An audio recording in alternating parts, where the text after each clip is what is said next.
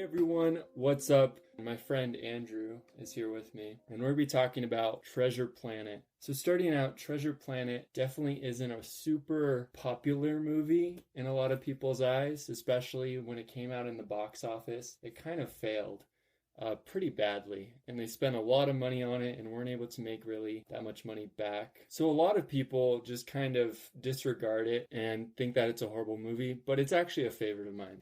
We're going to be starting with the animation and kind of the development of how this film was going to look. We're just be jumping right into this. One of the things that I thought was really cool, especially very fitting for this movie, was the mixture of 2D animation with 3D animation. And the first time that Disney did this was in Walt Disney's Tarzan. For those scenes where Tarzan's kind of surfing on vines or tree trunks or tree branches, that's what they're called. They made a system called Deep Canvas, and it was able to kind of layer that 3D form and 2D animation over that. So it's really cool. But with Treasure Planet, they went a little bit deeper into that and made 3D sets. So they could set up the camera wherever they want. Something that's really cool about this 3D sets is that they could put the camera wherever they want, and they didn't have to go through drawing backgrounds again and again and again. They could figure out how they want this scene to feel, how they want the camera to move. It was almost like recording a live action movie, which is really cool. So how much experience do you have in animation? I've done some 3D animation in Maya. I've done like a spaceship animation flying through like a canyon. So very stationary but moving on a path, so like motion paths. Okay. And then also in Maya I did an idling animation, just using like a Legend of Zelda Breath of the Wild model, and you're just kind of breathing. Mm-hmm. So that was pretty cool. And then I've done a lot of stuff in traditional like 2D and like Adobe Animate as well. Okay. Because this might be a dumb question, but with animation, I'm guessing not with newer animation, but like with a lot of the older animations, especially like with Disney, every frame would have to be drawn. So like with this movie, is that something that they still struggled with? Like did they have to, or because like you said, they would build these sets, but were there some scenes where it didn't involve that, so where they actually have to draw each frame? Yeah, I think there was a lot of scenes in the movie, and you can kind of see where it switches from 3D to 2D, especially when, sorry, spoiler alert, when the Treasure Planet starts kind of exploding, there's scenes where the gold is kind of falling through the crevices, right. And basically all of that is 3D to my knowledge, because that'd be way too hard to animate by hand. But yeah, there was still some of that having to do frame by frame, especially with the character animation. For instance, there was like Jim, he's just totally 2D animation. But then people like John Silver, he's 2D with a little bit of that 3D twist because he has that CGI arm, which as a kid I thought that was the coolest thing ever. I think it still is the coolest thing ever, especially since he's like a chef and a cyborg. It's just right. It's great. I guess the point what I was getting to is, so in animation, I'm guessing you create layers. And so do you have like the background? So if you had a scene that just is basically focused on one background, do you basically just have that background as a set layer and then animate the characters like with their conversation? Does that make sense? Yeah.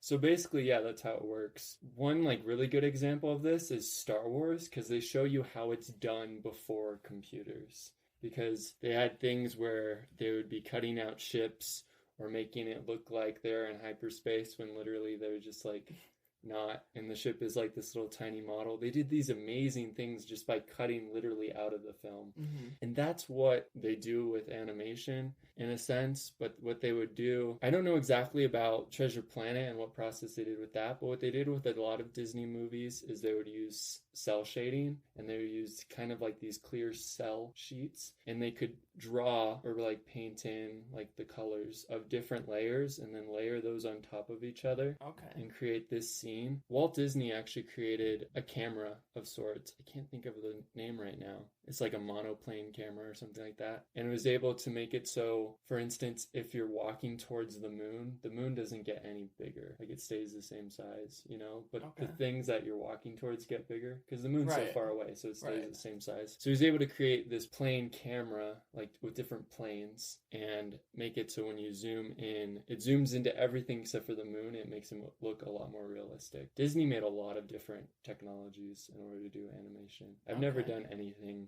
that intense. All the stuff I've done has been through software and like little flip books. Yeah. So would they use that for? Okay, this is a dumb question, but I'm guessing they would use that for like the animated movies, or would they use it more for like live action, like with Mary Poppins, how it's realistic but also art. Uh-huh. So they would use that camera for that style and not. Yeah, just... you can use that process for live action, and like for Mary Poppins, it was very interesting how they did it because they accomplished some pretty cool things. Because they have transparent-ish clothes, you can see through that with like a green screen. It's very hard to explain, but with the technology, it's just amazing what they're able to accomplish with that. But it's a lot of layering, kind of like if you think of Photoshop, but just for video. Okay. Adobe After Effects is like a great place. It's like Photoshop for video. And you can use Photoshop for video, but yeah, that's basically what a lot of it's called compositing when you're compositing a shot and you're making this composition. Okay.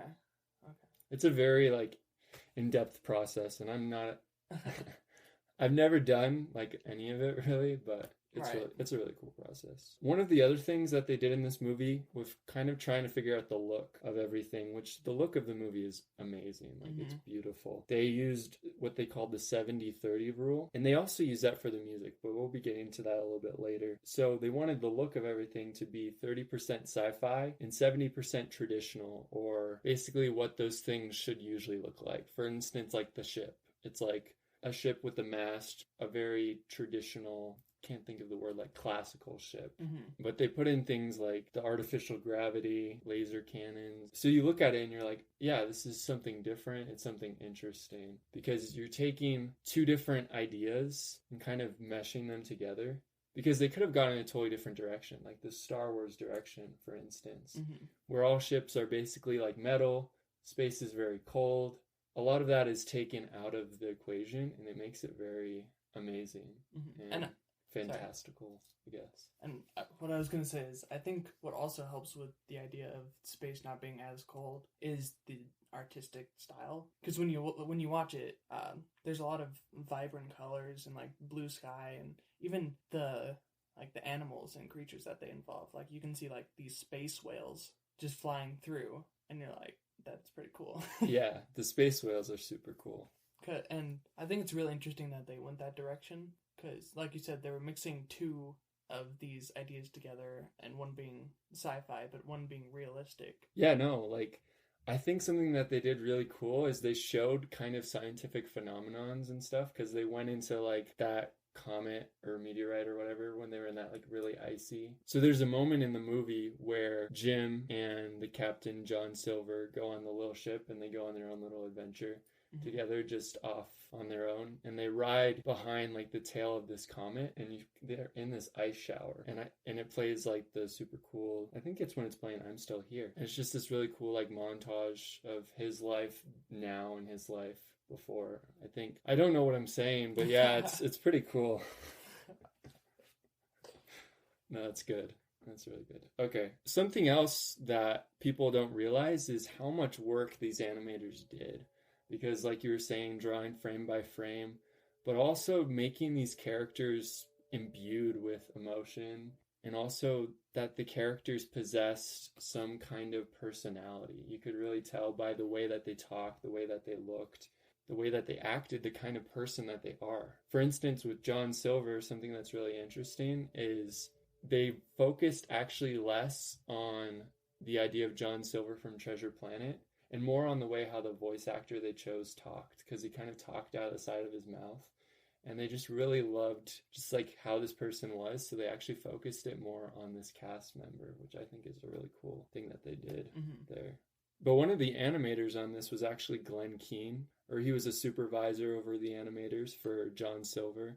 And I think that's really cool because he worked on like Tarzan. Something else that people don't really know a lot about in animation, especially with traditional animation, is that they would make what they called character maquettes. And I hope that's how you pronounce it.